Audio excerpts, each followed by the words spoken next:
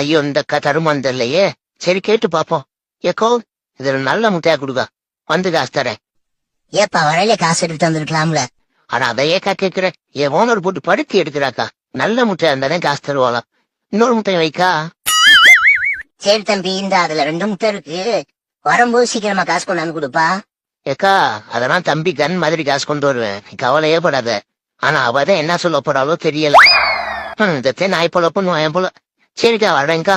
ஏ Rousey வாடி போலாம். அப்பப்பப்பப்பா என்ன வெயில், என்ன வெயில். அம்மா ஓனர் அம்மா, இந்த முட்டை நல்ல முட்டையான்னு பார்த்து காசு கொடுத்தீங்கன்னா கொண்டு போய் கொடுத்துட்டு வந்துருவேன். அந்த கூடை எடுத்துக்க, அங்கே காசு எடுத்துக்க. நல்ல முட்டையா இருந்துச்சு, இன்னொரு முட்டையை சேர்த்து வாங்கிட்டு வந்துருவோம். எந்த கூட? அந்த கூடை எடுத்துக்கடா. இவங்கிட்ட வேலை பாக்குறதுக்கு சும்மா வேர்ந்துடலாம் போல. குடுக்கற சம்பளத்துக்கு என்ன வேலை வந்துடும் தெரியாம சும்மா சும்மா அலைய விடுறாய் அந்த பொம்பளை.